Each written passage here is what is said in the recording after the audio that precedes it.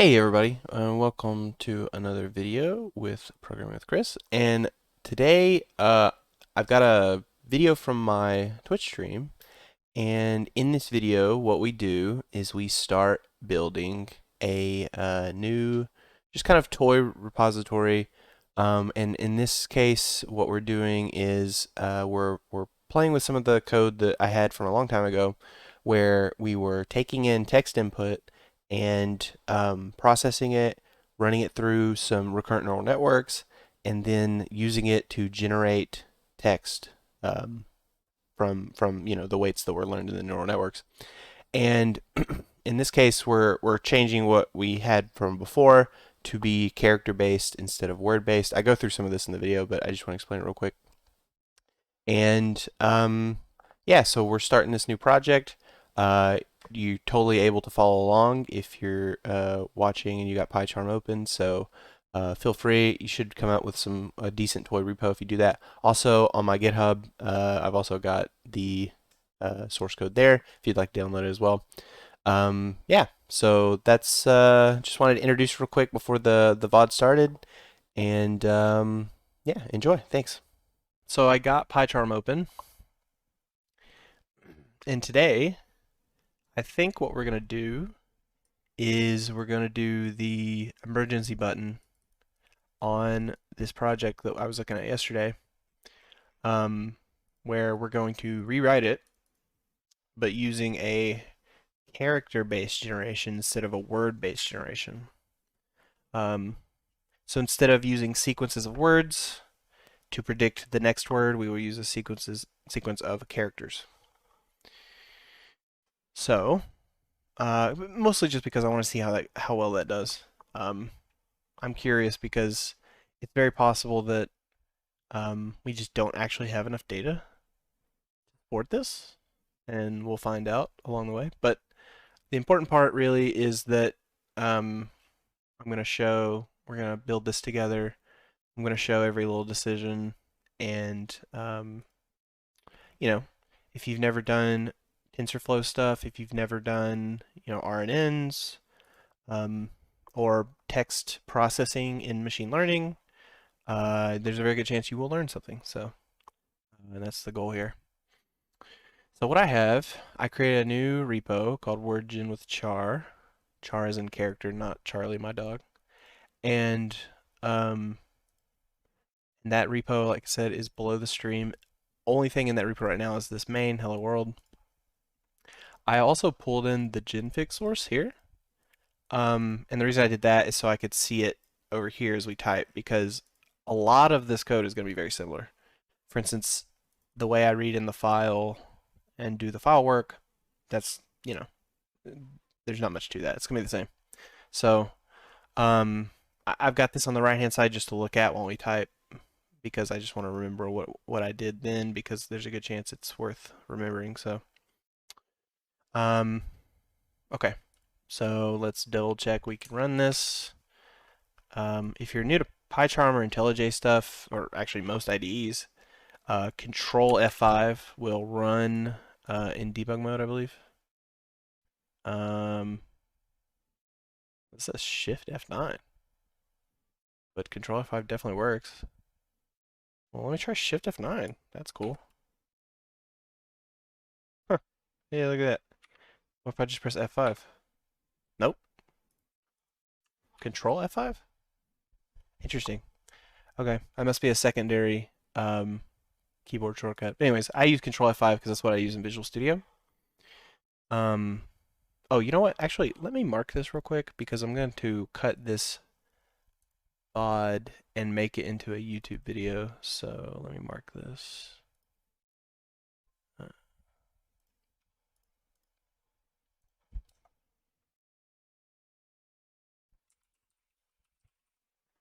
Okay.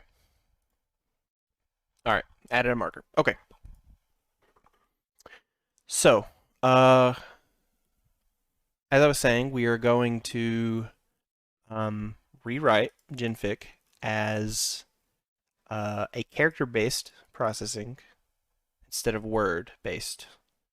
I think this is going to work better because For one with character based, as I said yesterday, your sequences, well, I guess I'll start with your vocabulary is much smaller. It's not just English letters. There's also symbols and other things. You're probably looking at like 60, 70 characters, of the ASCII set. Versus the word, which yesterday when we were building models was around 4,000 and something different words that were unique, and met our minimum frequency. So with characters, we're going to have a much smaller vocabulary, which I think means we can also handle smaller sequences of, we can handle smaller sequences. Which I think the theory here is that this will improve our performance of our model. And the reason it would do that is because we get smaller and more sequences, and that kind of trains it better. You get more training data, really. Also, another problem this solves, and I actually just thought of this, is the problem we had yesterday with our seed. Our seed had words in it that did not meet our minimum frequency, and so they were rejected because you can't have anything in the seed that's not in the vocabulary. And by removing those words that weren't in the vocabulary from the seed, you end up with just almost random words. It's not even English anymore because it would take out words, nouns of a sentence, things like that, and it would just destroy the integrity of the seed. With characters, you don't have to worry about that because unless Edgar Allan Poe was inventing characters and only used them once or twice, then we should be fine. I don't know how many times he used the letter Z or whatever, but whatever the least frequent English letter is. But if that's what happens, that's fine. The chances of it being in our seed are low. So, okay. All that being said, let's start building this. If you want to follow along, I literally just at the moment have main.py in a new project. There is some installing we need to do. So first thing is first, I'm going to open the terminal. I accidentally already did this, but what you want to do is, presuming you have Python open, or Python installed, you want to install Numpy. So pip install Numpy is your command that will install it. We also need to install TensorFlow. So I'm going to type, I'm just going to go with the default install and hope that works. Sometimes with TensorFlow, especially if you're trying to do GPU stuff, you need very specific package versions.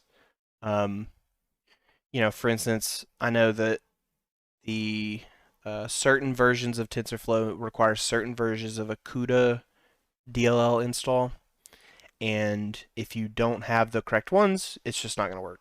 So, but in our case, I'm not going to do GPU stuff right now. It's a pain in the butt to get going, so I'm just going to leave it like this.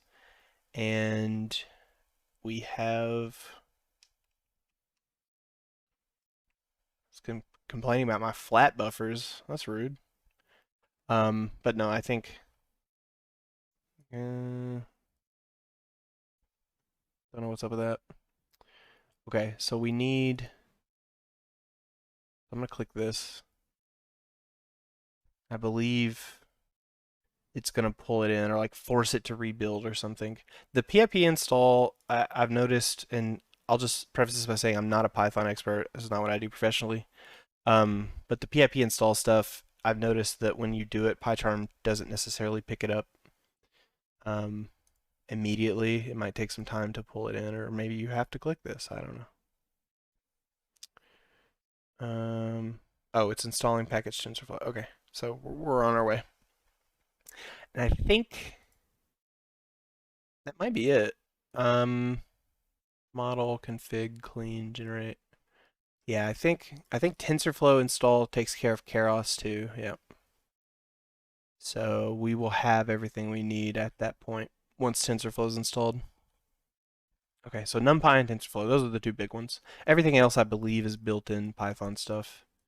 In fact, what is that? We don't need that. Okay, while that's working, we can go ahead and do a new Python file. And I'm just going to name this file.py, just like I did over here.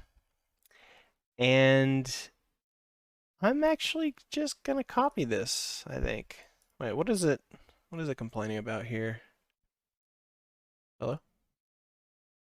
Expected, oh, whatever, I don't care. All right, I'm just going to straight up copy this because I don't hate this code. This is maybe the only part of the code I don't hate. So, you know, I'll talk through this real quick because me copying and pasting something doesn't help you learn it, but um, I do just straight up want to use this code, so I'm going to say me some typing, and at the end of the stream I will push this, or maybe periodically I'll push this, and you'll be able to get it that way. But so I'm just going to create a new class called firework. I don't know if this is the standard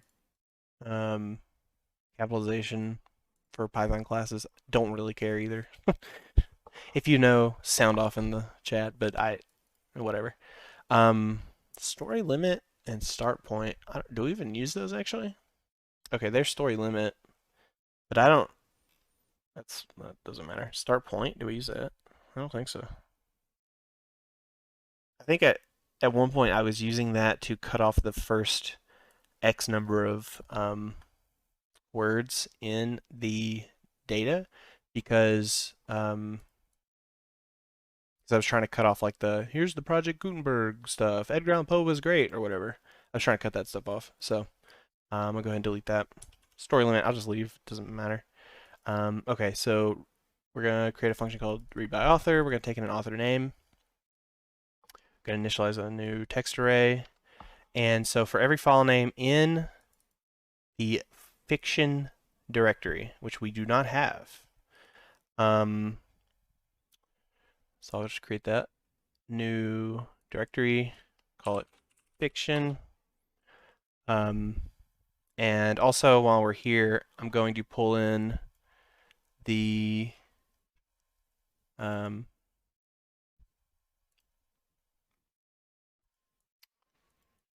to pull in the text. I gotta remember where it's at. Do you just open an Explorer? Okay. Yeah.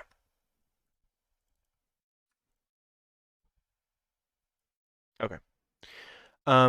If you want this text, in fact, I'll just commit it when I commit everything else. But all I did was I went on Project Gutenberg, which let me show you that real quick.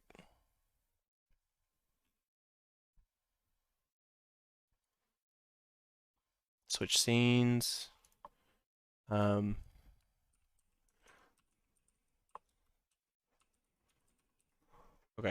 I literally just went to Project Gutenberg. And then I believe I searched Edgar Allan Poe. And then I downloaded these. I know I downloaded volume 1, 2, and 3. Oh, actually, this is what I did. Once I found this, I clicked on this and got, yeah, 1, 2, 3, 4. Yeah, and something else too. There's 5. Maybe there's a 6 too. Anyways, I downloaded all those, and actually I just straight up more files, downloaded the zip, unzipped them, renamed them. And the reason I renamed them is because there's a character that won't be in our thing. The reason I renamed them is because our read by author specifically looks for the author name in the file name. So you have to have that in there. You can change that if you want, it's whatever. So for every file name in our directory, our fiction directory, if the file name contains the author, so if find greater than or equal to 0, is it return -1 if it doesn't find, I guess? Okay. So we then open a file, and then I use this os.path.join to join the directory with the file name, which it got from this OS listed directory. UTF-8 encoding, and then I do .read in the open. So this creates a file object. I forget what it's called in, or it returns a file object, open file, and return a stream. Yep. So then we have text because of the .read. All right, so we have a text. This is literally just all the text in the file, and then we append that to a text array. At the end of all of this, we return text array, which is literally there'll be 7 entries, one for each of these stories. So straightforward enough. And that just returns a big text array. That's kind of all you need to know in here. This one is the same thing. It just reads everything in the directory. And that's fine because at one point I had other authors in here too. But we're not currently really using that, so because we're just doing Edgar Allan Poe. So that's file work. That is very easy. Why did it? I want it here.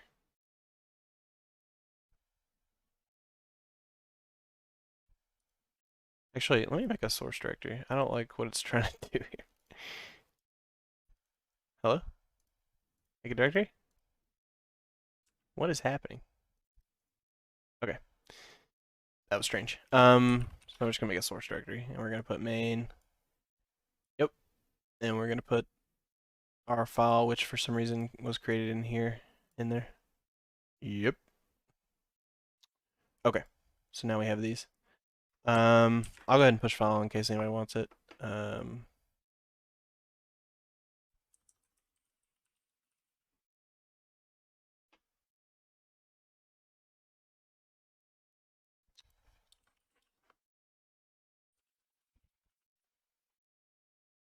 Okay. Yep. All right. So that should be pushed and in the GitHub if anybody wants it. Okay. So easy enough. File's done. All right. So in our main, let's go ahead and create a text array. Oh, I got to import file.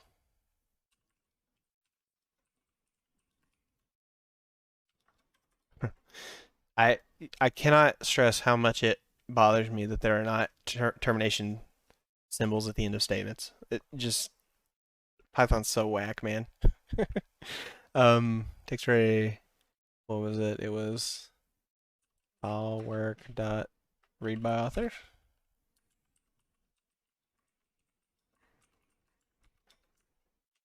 Okay, and then we'll run that, and nothing will happen because oh,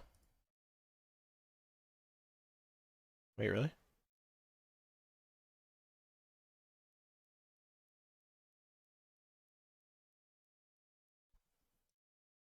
What did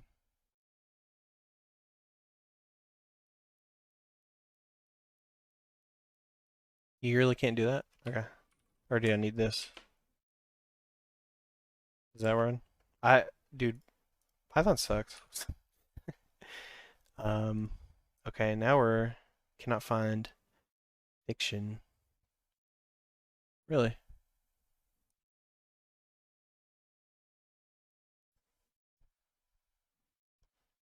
Is it?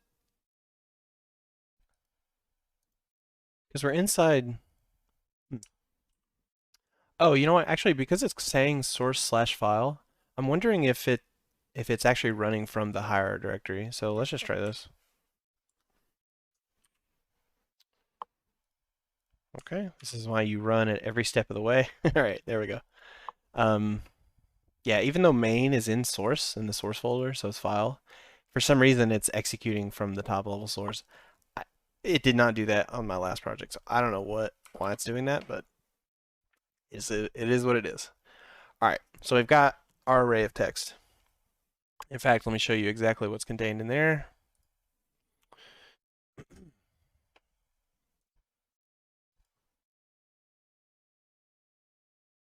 Oh, I need a dummy. Okay, just to give us something to run to. Okay, so text array contains 6 stories. Each of these arrays contains the full story,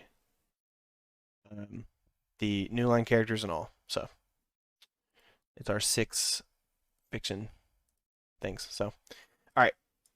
So we've got that. Now, what do we need to do next? We've got our stories, and our end goal for our data is going to be, well, at first it's going to be the character information that we need. So we need our vocabulary, which is basically every character in the story. And again, that means symbols, that means upper and lowercase are different. That means any ASCII character can be in our vocab. So how do we do that? A lot of that is in our clean.py clean.py source. So one thing I'm going to do is I'm going to do just like I did in this project. Again, this is probably not the best way to do this. That's okay. It's just a really easy way to do it. I'm going to move this over here, keep it separated. And I'm going to do this, and we're just going to straight up copy this guy too.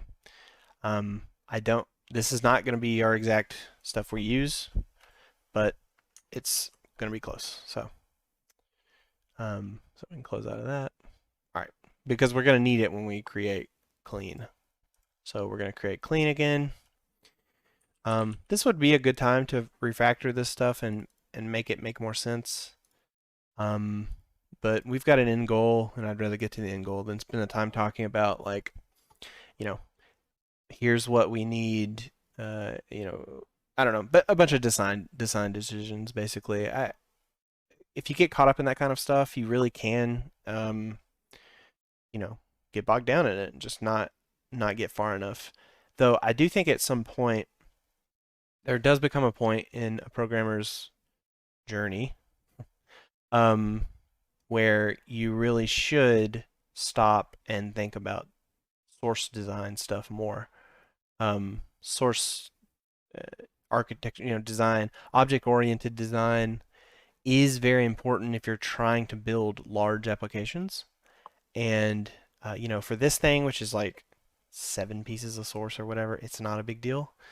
But if you get much bigger than that, you really do need to make sure you have correct structure and best practices for class design, things like that. So I do think there is a point where you get to where you really do kind of want to get bogged down in that a little bit, to where you can start to get ingrained in you how you should design things. But in our case, fuck it, don't care. So that being said, so this first function called stories to word array.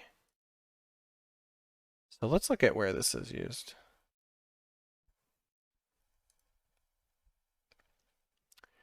It's used in both model and generate. Story to word array. So this takes story array, and what is story array? I'm pretty sure this is our story array. I'm pretty sure that is essentially the same as our text array. But let me double check. Story array. All right, we're still going. We'll eventually find it. No usages. You know what I mean.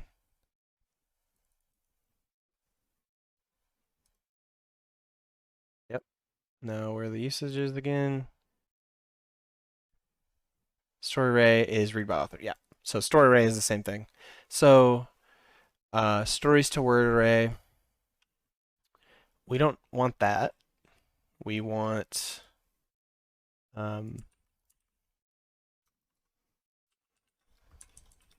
stories to character array, I believe. So we're going to take our, curly braces, wrong language. We're going to take our array of text, and we're going to make sure I turn that music down a little bit. We're going to, I believe, turn it into an array of characters. Character is not necessarily going to be the exact equivalent to what word was in this old program, but I think in this case it is. So we're just going to do that. Just define our, so for story in story array, we're going to split into words, and then we're going to split those into characters. Okay. So any story replacers or any character replacers needed? Who knows? All right, and then so for every word in story, oh, we have to split it too, right?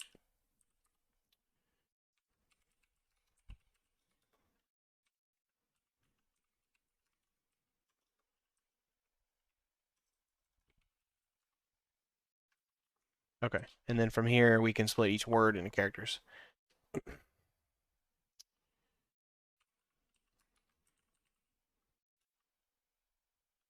Um,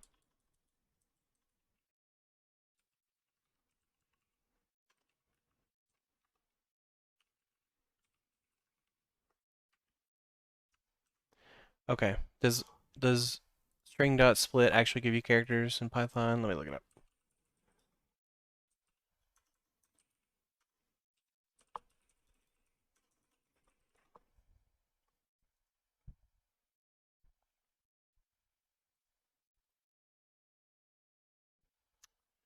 Split string list of characters.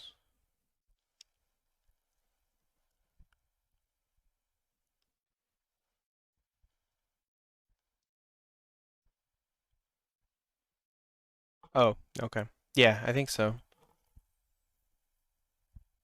Yeah, I believe this is. We can double check.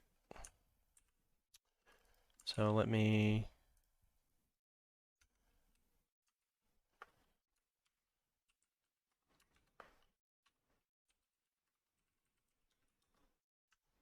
I'm not returning anything, am I? Yeah.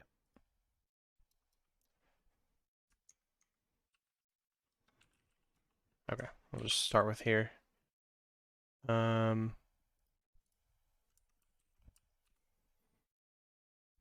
Wait. Oh, what's the problem here? Oh, I need to import. Yep. Clean port.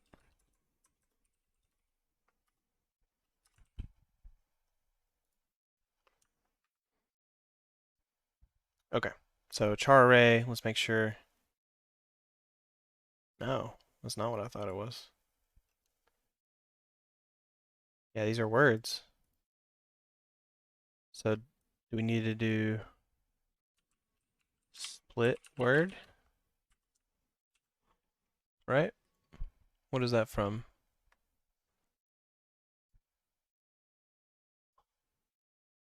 Why is it giving me? Oh, there's a lot of them. Yeah. All right. Let me look at Stack Overflow real quick.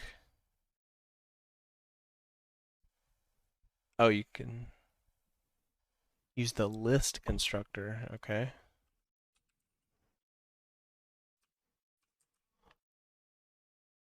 Does that work? So we have a character array. If we append this, which returns an array, I think. Are we gonna get an array of arrays? That's not what I want. So do we need to do a for loop?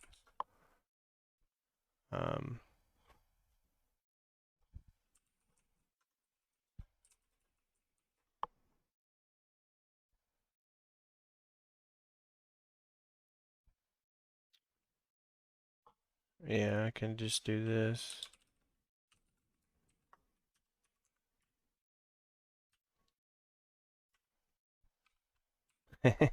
Is this computationally oh, that's not why. Is this computationally bad splitting this every time? How bad could it be? Um Yeah, let's not do that.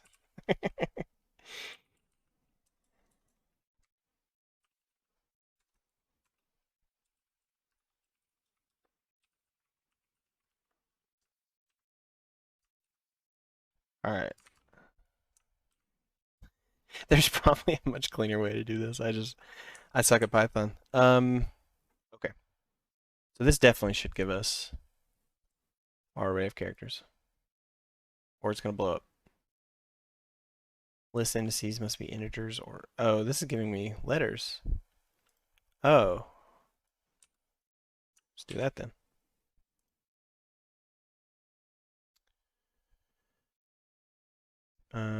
Okay. Now what does char array have? Hey, it has an array of chars. Look at us. 2.3 million of them. Cool. Sounds about right. All right, we got our char array. Easy enough. All right, what's next? So we have a char array. Combine stories. Why would I need to do that? So I built some helper functions in this old code, and I really don't even remember what they do. So, all right, build word dictionaries. So the goal of this code, this is something we're going to need to do next, is we need to, one, filter out low. Actually, I don't think we need to do this in our case, because like I said earlier, if he uses a infrequent letter, that's okay. It still should fairly match the distribution of English letters in words, from when Edgar Allan Poe was writing. So I don't think we need to do this. This was something I did to kind of help with processing this because it was a lot of words and it would have taken a long time to do. So, all right, let's complain about that. All right. So here, build.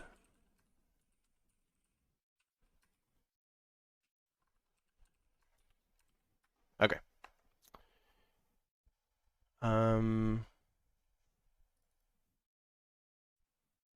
Word frequencies. Do we need that? Not sure we do.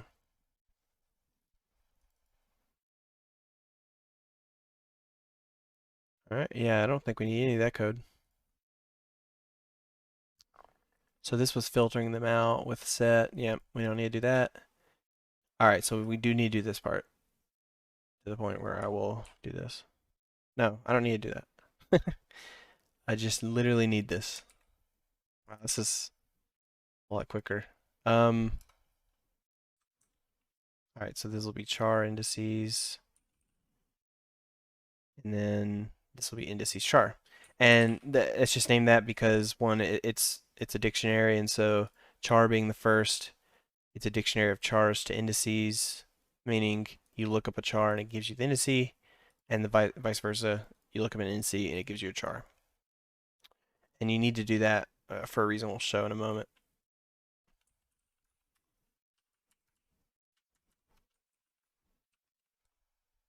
Okay. Let me scoot this back over. Ah, there we go. Okay. So to explain this code a little bit, we take our char array, which is what we return here, and then we're creating a dictionary of ci for I, C in enumerate char array. So enumerate will return this array with indexes, and that we're assigning those to I and C, I being index, C being the character, and then vice versa here, same thing, I, comma C, for exact same code. And then we're returning char indices, indices char. And that's it. Much simpler. Much simpler function. Way easier. So, okay. Alrighty, so next up, create sequences. I'm actually, I don't think we actually put this in clean. Clean to me means processing text. This really is more specific to our training and our models. So I'm going to leave that for a different source. But we are going to do create sequences. That might even be model too, right? Because, I mean, you are technically, you're building a sentence, a sequence, and a next word array. Actually, no, yeah, I take it back. This is for model too. So let's do that. We're gonna put these in model py. Okay, vectorization. So vectorization, is this something we put in clean? I don't think so. I think this more again is towards our model. So clean really is just converting to a character array and building the dictionaries. You could make an argument that if you're going to build the dictionaries, is vectorization that different? And I'd say you're wrong. I don't know. uh, but yeah, as you know, again, you can't get bogged down in decisions like that if you're just trying to build a thing and play with it. In our case, we're just going to throw that in model. So clean is done. We're done with clean. Very nice. And we don't even need any imports. How sick is that? All right. That's a great exit code. Man, one of these days I need to show you guys some mainframe stuff. I don't know how I would do that because I can't. I mean, I shouldn't be able to connect to a mainframe that I work on from my personal computer, but you guys could see some wild stuff. That's all I'm saying. All right. So we did clean. We've done file. What do we need next? Model. I think model's next. All right, so let me create model.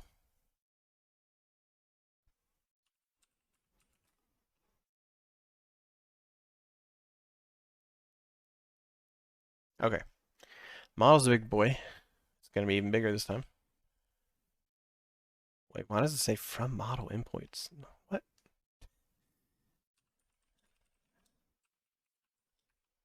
Okay, we need that for sure. We need that for sure.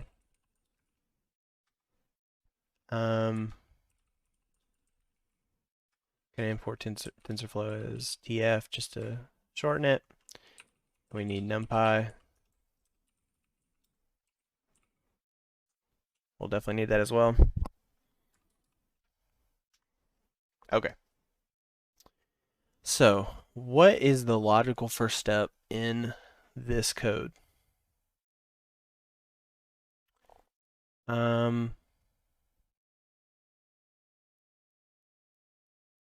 It might be build model. It might be the clean code, the shuffle and training splits, and the create sequences. What does that require? That requires the character array and the ignored words, which you don't need. Okay. Yeah, this is probably. Yeah, that's fine. That's fine. That's fine. Again, don't get bogged down. So we're just gonna copy. Actually, let's not copy. It's better if we type it. Okay. Step is each time you make a sequence, how far you're gonna move up the character array. I'm just gonna start with 3. We'll see how that goes. So we need sequences. Oop, I can type. There we go. Then we need next char. We don't need ignored. For I in range 0 length of the character array minus max line. Oh yeah, okay. That makes sense. All right, so let's go ahead and pull in.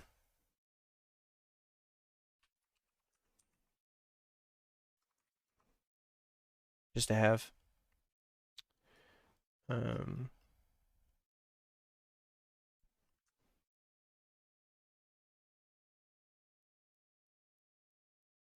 yeah. So from 0 to the length of our, this should be character array. We don't need ignored words. So the length of our character array minus max length. What's a better name for that? That's essentially our sequence size, right?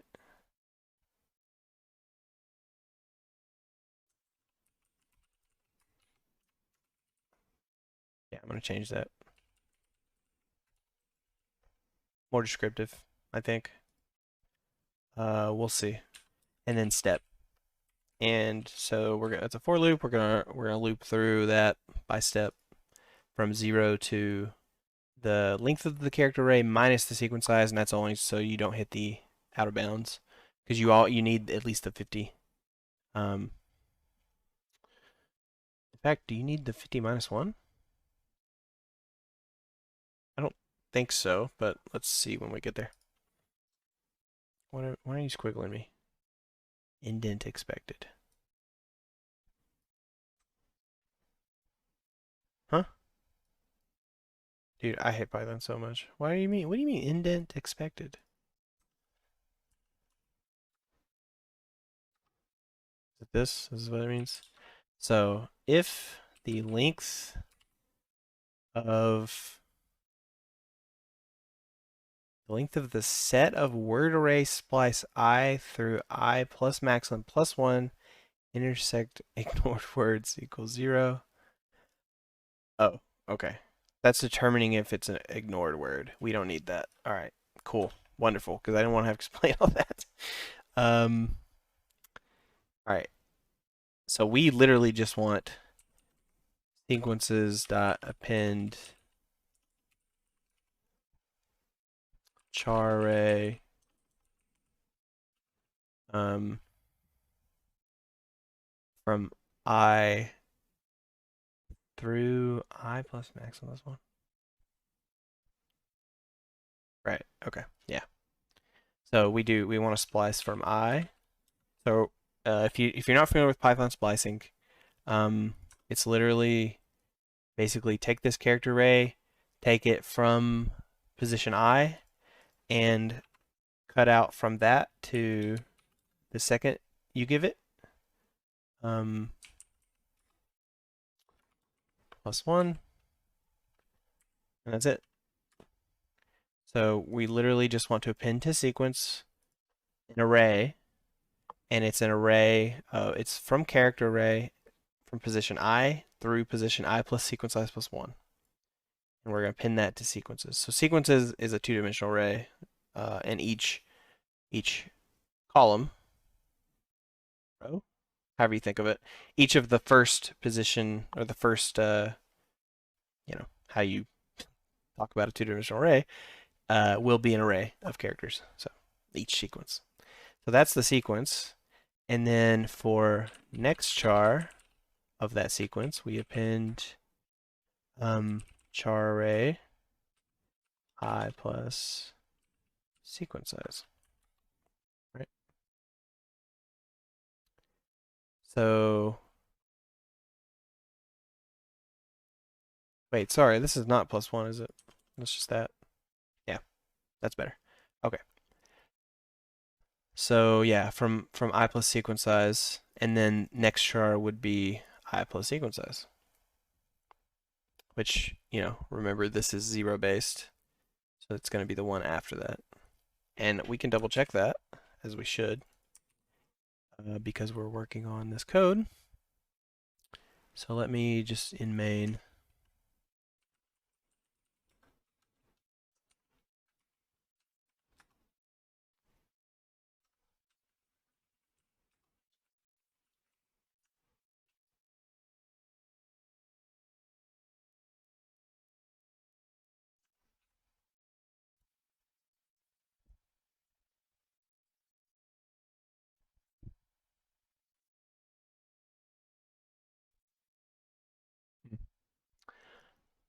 And just importing TensorFlow. Such a bummer. Okay, so here's our sequences. So we've done one of them. Let's do the first next char. Okay, so we've done one sequence and one next char. So our character array, all right, our sequence, if you look, I know this is really small on the stream. I don't know if I can make it bigger, to be honest. But basically we go, in sequences we go up until this first lowercase p, so it's right there, and then the next character is I, which is right there. So this is correct. If you can't see that on the stream, sorry, trust me. it's little. Okay. So now we have our array of sequences and next characters. What else did we do in here? Nope, that's vectorization. That's not what we're doing. Create sequences. Nope, we just return. All right. Man, this code is, because I don't have to do all the junk with words, it's so much cleaner. Like, it's ridiculous. Let me kill all that. So let's return sequences and next char. Dunzos. I don't know. Do you guys leave a space? Do I leave a space? I don't know. I almost don't want to, because it kind of, like, if you're looking in the wrong place, it looks like it's just not part of this code somehow. But anyways. Okay. Create sequences. Dunzo. It's just ridiculous how much easier that is versus what it was with words. I didn't realize how much harder I made this project when I originally did it. By basing it with words. Okay, so create sequence is done. So from here, what else do we need? We never made it. Did we ever make our vocab? I guess that's just the dictionary, right? Yeah. Right. And did we? Yeah, I should remember this. Build where dictionaries build. Okay, yeah. All right. So we did that. So clean is. So we're doing model now. So we created sequences. Let's collapse that down. In fact, let's do that so we can see what all we've done. Okay. All right. So next thing is probably vectorization. So what do we mean by vectorization? Well, let's explain it as we type. So, the first input is sentence list, which I believe is just sequence. Yeah, sequence. What do we name it in here? It's just sequences.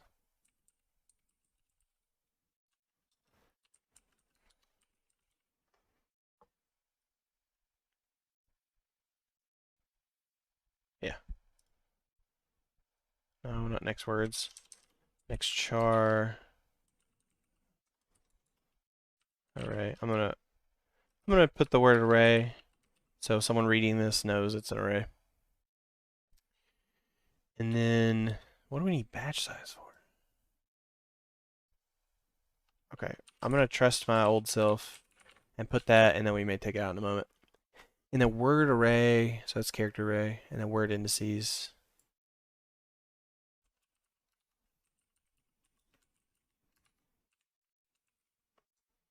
Okay, I want to see how this is used again. I know I looked at this yesterday. Vectorization, sentence test, next word test, maximum words, word indices. And word indices came from part of build word arrays.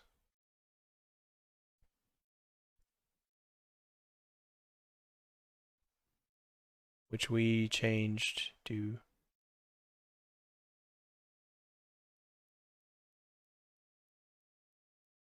oh, we just haven't got there yet. Okay, that's fine. So we really should be doing this one, but we'll do this real quick. Vectorization. Clean. Yep. Okay. All right. So what are we doing? We'll start with while true. You love to see that.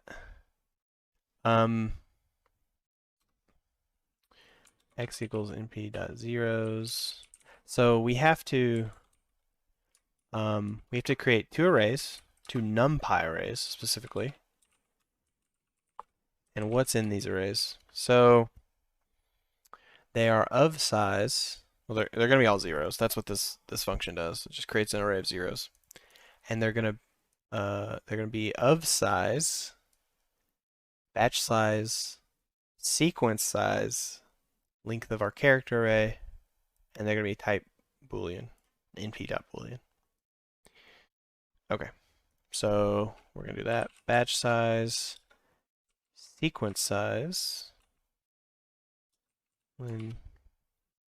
of the character array, and then they're of d type b dot bool.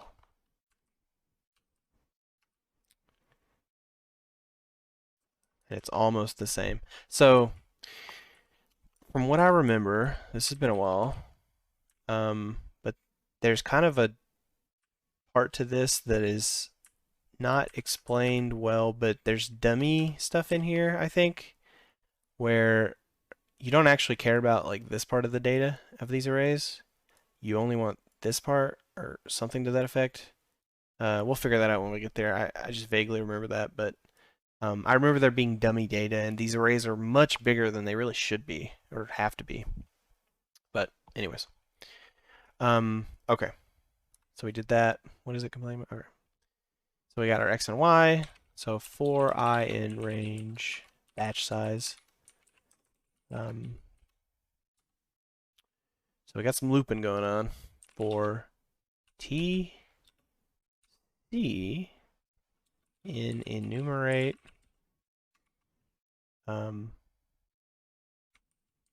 sequences array index. Or is okay, yeah, it's a index is just a variable we're keeping up with. I was wondering why we were using that, but it's fine. I'll trust my old self.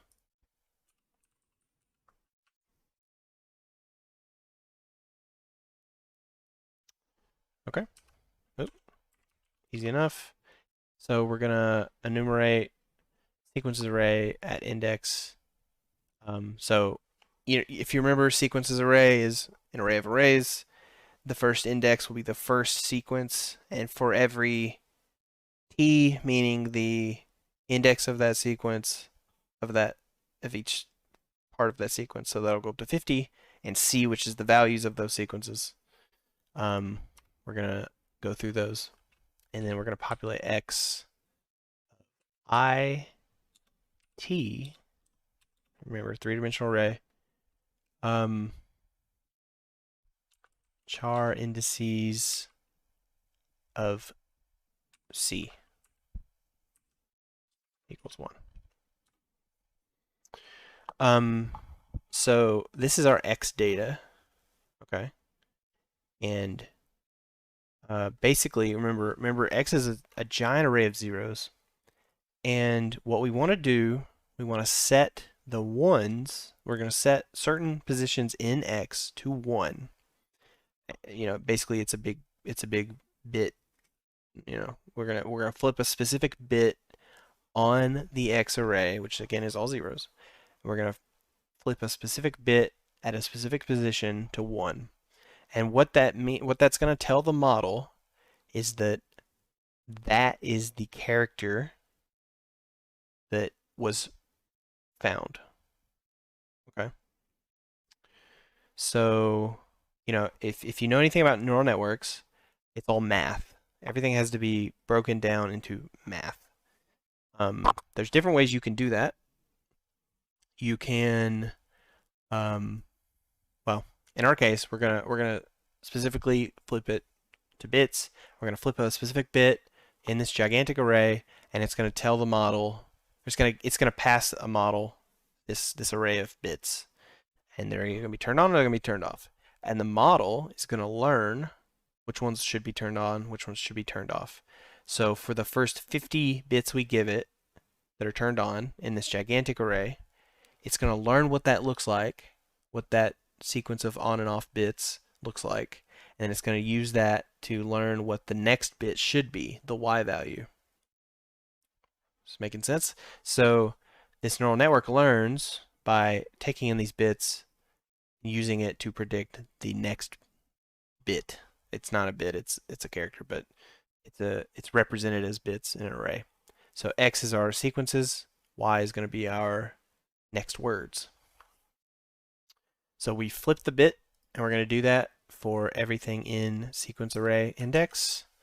And then we're going to set Y of I char indices next char array at index. And same thing, we're going to set it to Y. So it's our next word, our next character. We're going to flip that to Y. Okay.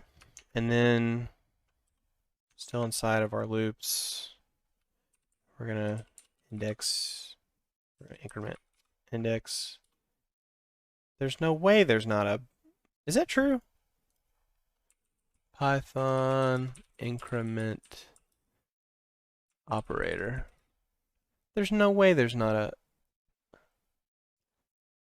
Python does not have urinary increment decrement operators. Is this a joke? Is this for real?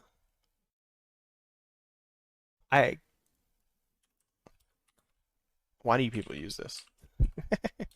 Just turn this video or stream off right now and just go learn C# or something. What is this? Oh my god. Okay. Anyways. Index.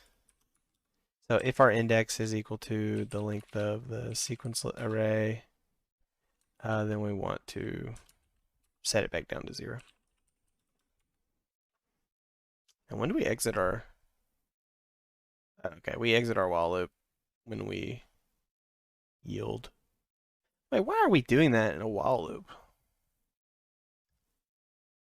Is there something in there that...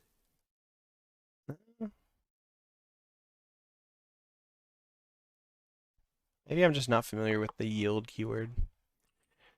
Yield Python.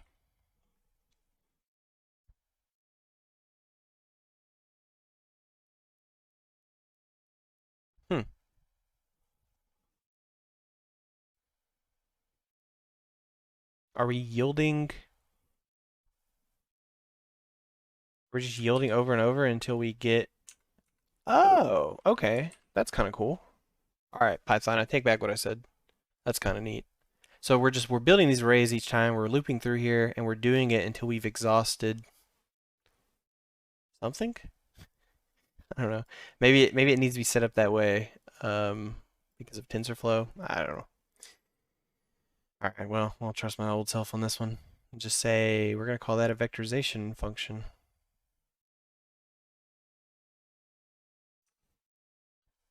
All right, cool. All right, so that's done. We're going to close that big boy. What's next? Build. We did that. Do we want to do shuffle and training split? So, if you're new to machine learning, this may be weird to you.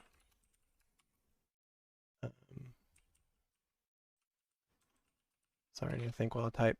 So, what we're talking about here is we take some percentage of our data and we create a training set, and we take some percentage of our data and we create a test set. We train against the train set, obviously. It's a set of the X and Y values.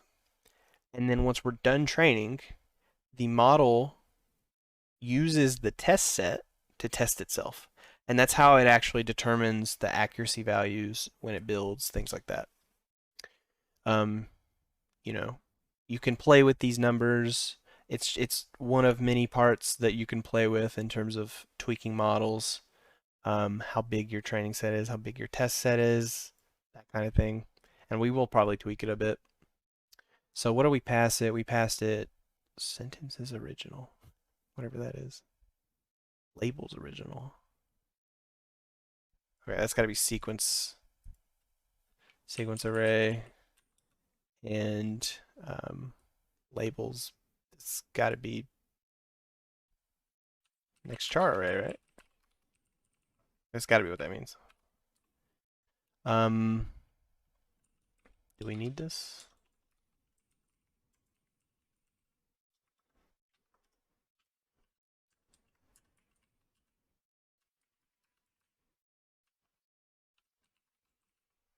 Hit next char.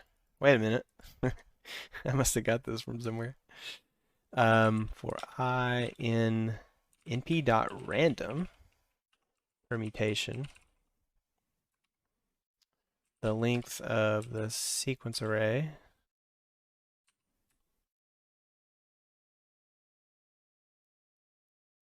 that's it. So for each random permutation of length that size, we're going to append temp sequences of sequence array of I. We're going to append temp next char dot append next char array of I. Okay. So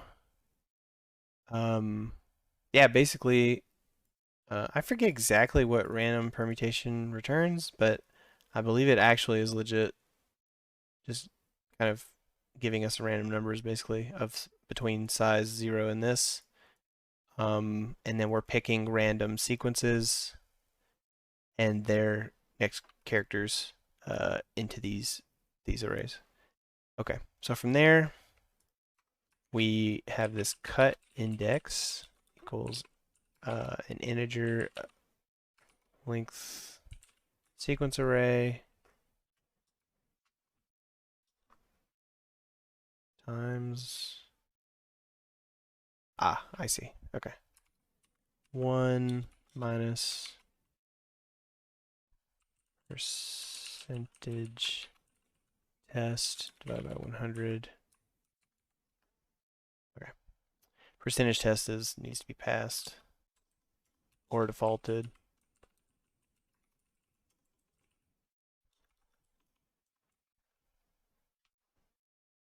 Right. So 3 should be, yeah. So we're going to default to 3% basically. So we're going to cut 3% of our values from the sequence array.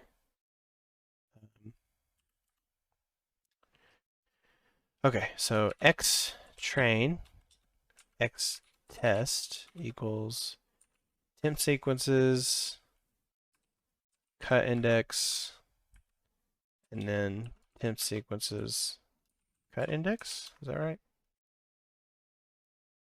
Yeah, right. So cut index is literally just an index we're going to cut from, and we're going to splice temp sequences into two. We're going to do a train set, which is the last percentage, and then, yeah, hopefully that makes sense. And then same thing for Y train.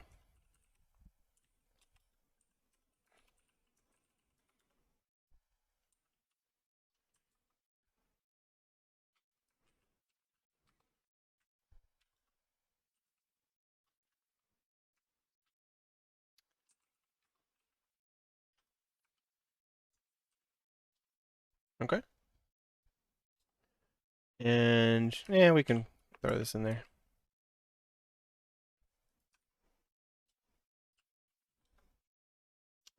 You got to be kind of particular about this. All right, so then we'll just return the X train, Y train, X test, Y test. So we're literally shuffling our sequences and returning a test set of them and a training set of them. Easy enough. All right, cool. What was I complaining about? That dude, Python. Jesus Christ. Okay. All right, that's done. Maybe do one more All right, I think that's everything in clean. So let's look at model. Does it make sense to move anything in model? Build word arrays? What a strange name for that. Build word dictionaries. Don't, okay. Stories to word array. Sentences, next words. Okay, so this is just, I don't know if we need this. We'll we'll we'll table that one for now. We may be able to do without. We may be able to just call these where we're doing our work. So I think next is just straight up build model. So let's do that real quick. That'll be sort of easy. Um,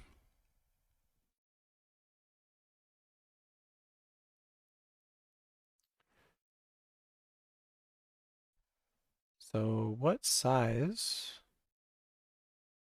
was model in the original thing? Or sorry, words. Words is straight up build character arrays. Build character dictionary. All right, that's the one we said we don't need. All right, let me look at this again. It's the last returned words, which is build word dictionaries.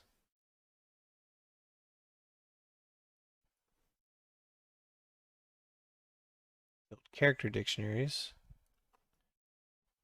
It's just character array, right? Because we don't have to filter the words, so it's just character array, I believe.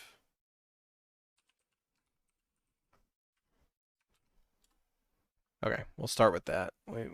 We need to, in fact, let me make a note.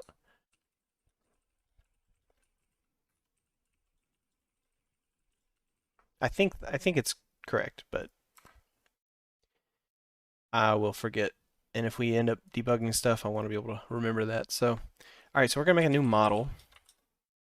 Model is a TensorFlow keras object. So tf.keras. And we're gonna start with a sequential model. Okay, so we have a model. So we need to add layers to our model. Remember, these are recurrent neural networks. So this is something that is by feel almost. It's an art more than a science. Um, actually, I take that back. It could be scientific, and you could actually determine what the best model is, but that requires training tons of models and basically creating a model to figure out the best model, which is a thing and does exist. But in our case, we don't have nearly enough CPU power for that. So what we're going to do is we're going to try it and maybe tweak it later. So we're going to add a layer. We're going to do a keras.layers.lstm. If you don't know what that is, that stands for long short-term memory layer. In fact, why don't I show what that looks like?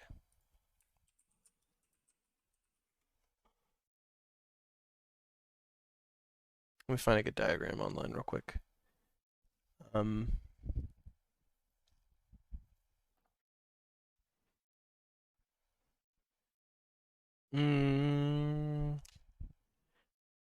So that's a specific cell. Okay. I mean, this is the most basic one. So, all right.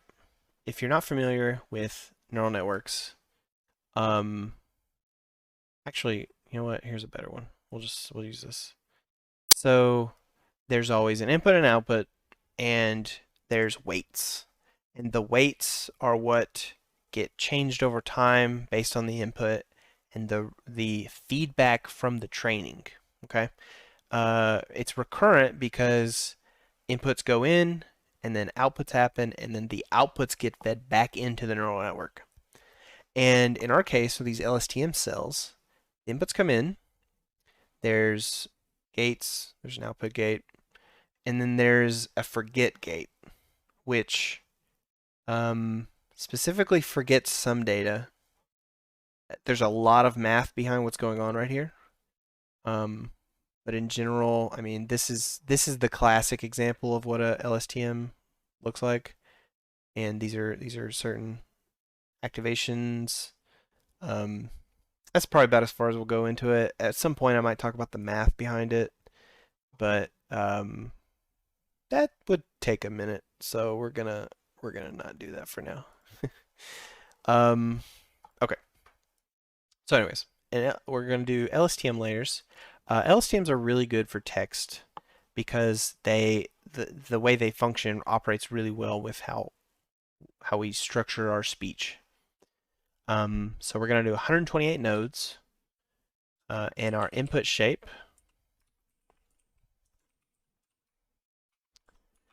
is going to be of dimension